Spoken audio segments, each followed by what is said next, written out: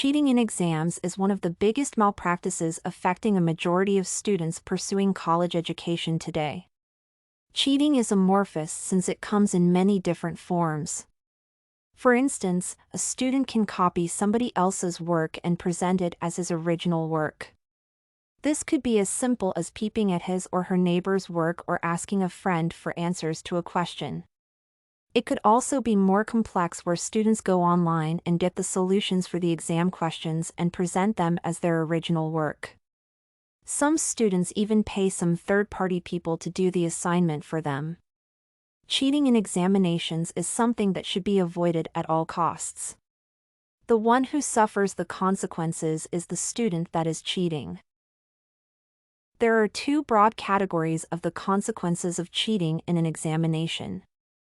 The first category is the direct or immediate consequences. The direct consequences refer to the consequences a student faces when caught cheating. Different colleges have different policies for dealing with students caught cheating in exams. The second category of consequences of cheating in an exam is the long-term effects. This refers to the consequences that are cumulative. These consequences usually take a longer time to manifest. They could even appear years after successful completion of your college. When you consider the immediate consequences of cheating, the most important is being penalized on the spot by your college. Different institutions have different disciplinary actions they take on such students that are caught cheating. Some colleges can even discontinue them. There is a variety of robust software in use by institutions today to detect any form of plagiarism. Once detected, a student's work is not accepted and he is penalized immediately. An example is the University of Manchester, which discontinued some students in 2008 for cheating.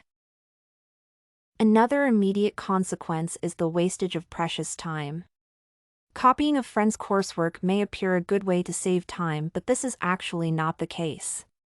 This is because when plagiarism has been detected, one may be required to redo the work. While you backtrack to redo the work, your course mates will have already moved on to do something else. Moreover, some disciplinary actions usually involve suspension.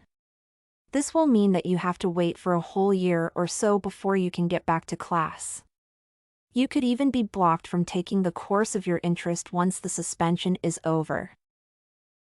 But one may be thinking, what if I don't get caught?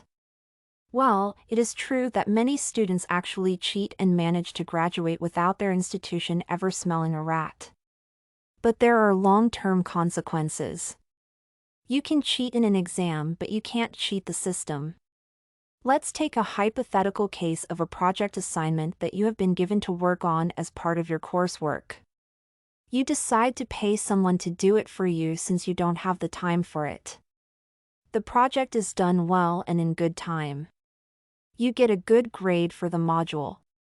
Some years later, your employer looks at your transcript, discovers you scored an A in the project, and decides to assign a task similar to what you did in college. Now you are in hot soup. You have absolutely no idea how to handle the task and you can't say so. Your credentials show you actually scored an A. You give it your best shot, but needless to say, you fail. If you are lucky, you will still keep your job, but from now, your employer will always doubt your capability and credentials. If you are not lucky, you could end up losing your job. Students who cheat always have a seemingly good explanation as to why they are doing so. Mostly, it is because they lack time. But before one justifies his or her actions, he or she should think of the consequences. While one may argue that cheating will save him or her time and he will do it in a way that will make it hard to be caught, the flip side is that students are continually being caught and are being penalized for cheating in exams. Do you really want to risk facing the consequences of cheating in an exam if you are caught? I wouldn't want to be suspended or worse still discontinued from my course for something that I can actually avoid. Generally, the rule of thumb is, it is better to be safe than to be sorry.